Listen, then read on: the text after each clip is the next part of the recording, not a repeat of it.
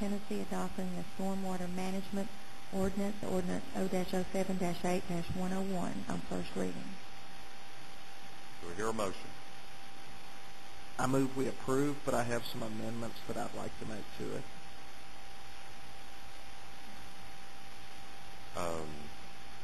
You want to read those to us, or are you just going to pass them out? It looks, you got several pages there. Yeah,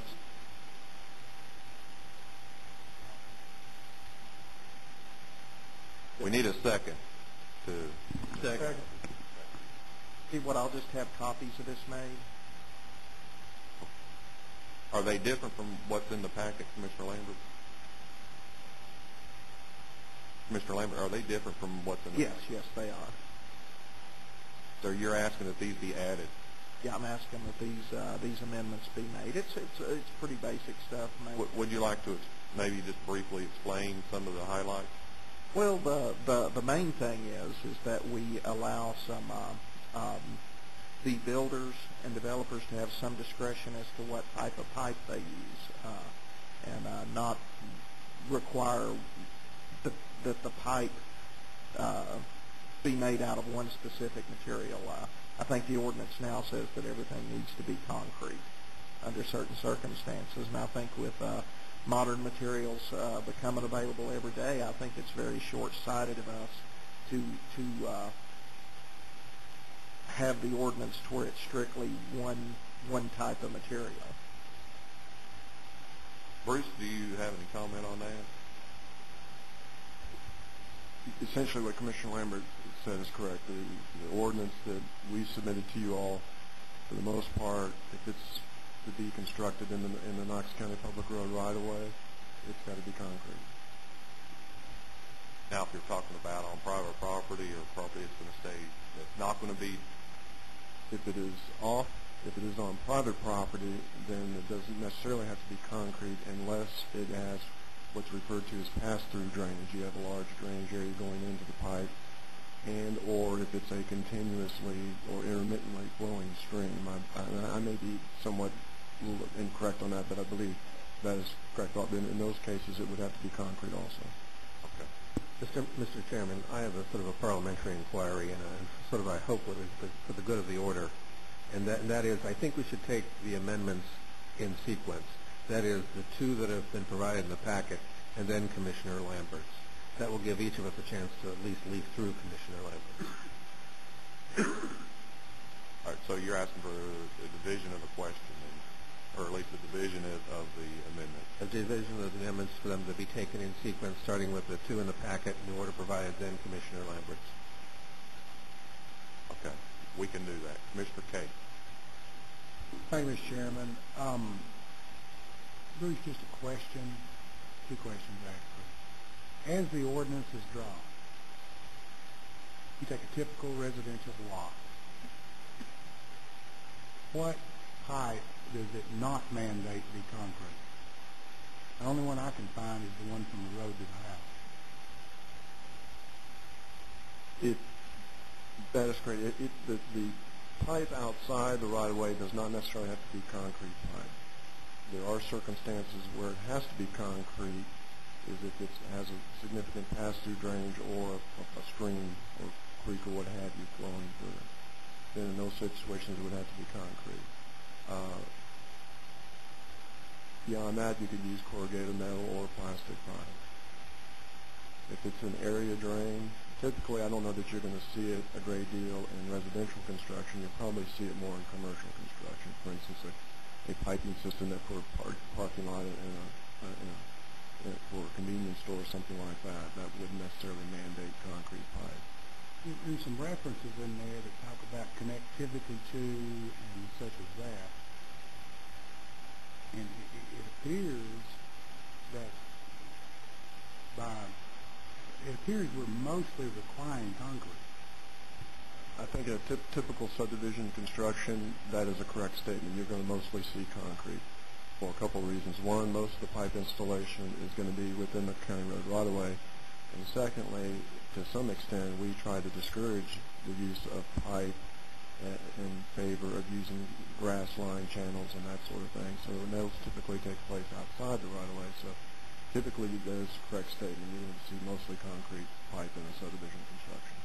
Let me ask you one more question. Does the type of conveyor, if properly installed, have anything at all to do with water quality or water quantity? No, sir. Properly sized and installed, the conveyance is, the water's going to be just as clean or just as dirty or just as deep or just as shallow, regardless on the type of material you use, provided it's been sized properly and installed properly. And if I'm not mistaken, in the new ordinance, your department is going to be looking at the installation. As we do now. Right, but we're going to make sure it's put in right. That is correct. We do the inspections on all installations. Thank you. Commissioner Harmon. Thank you. Commissioner Moore last month asked us to submit amendments to this early, so we all would have a chance to look at them and see their implications. We have a last-minute one here, which I hope will be considered last after we've had a chance to look at the other ones. Commissioner Norman and I responded each with amendments, mostly with making sure that the stormwater ordinance we pass meets our obligation to the city, our promise, that we would have as strict as. And I know that their cities and municipalities, counties have different obligations. And you can sort of duck and dodge and hide behind the different obligations. But the fact is that right now, the proposed stormwater ordinance we have has some, we, for example, greater than an acre, whereas the city's is 10,000 square feet. That's a 4 times difference. We are not living up to our obligations. There are several places where the city says 4 feet, 5 feet. We have to change it to be in accordance. So I am proposing a parity, one of getting us to the point where there is the true parity we ask for. And Commissioner Norman can speak best to his, but he also has added some provisions that I think are very effective regarding enhanced enforcement. And so those are the two that are in our packet that we've had a chance to look at and that really add to the quality of the resolution before us. And I hope that we will pass them. Now, I've looked at Commissioner Lambert's, and not only is there this question of the changing of the type of pipe allowed, but there's also entire sections deleted. Sinkhole lip evaluation, sinkhole floodplain evaluation. 500-year floodplain is replaced with 100-year floodplain. There are a number of areas where not only are we not living up to our obligation to pass a stormwater ordinance as strict as, we are backing off. So I hope what we will do is pass the amendment that I have proposed, pass the amendment that Commissioner Norman has proposed, and defeat the watering down, no pun intended, version that Commissioner Lambert has proposed.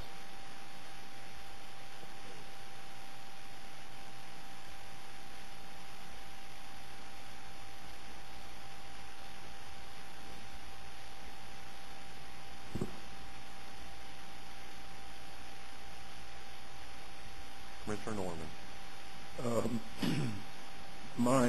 First, I just wanted to alert the committee that my edits that are in the big book are the sort of version 1.0, and I faxed you my more recent version, but we didn't have time to get them in the book. So just note that those are different, and there are some changes, some significant changes in wording that I had from the one that you've got right in front of you. And so based on that and based on Commissioner Harmon and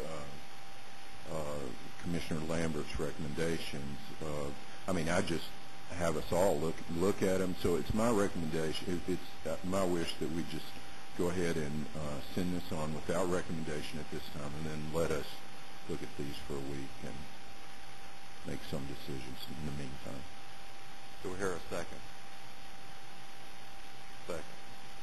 So we have a substitute motion to send it on without a recommendation, and we'll just send all of these amendments on without a recommendation. Any further discussion? Is there anybody in the audience that'd like to add anything? That's a big topic for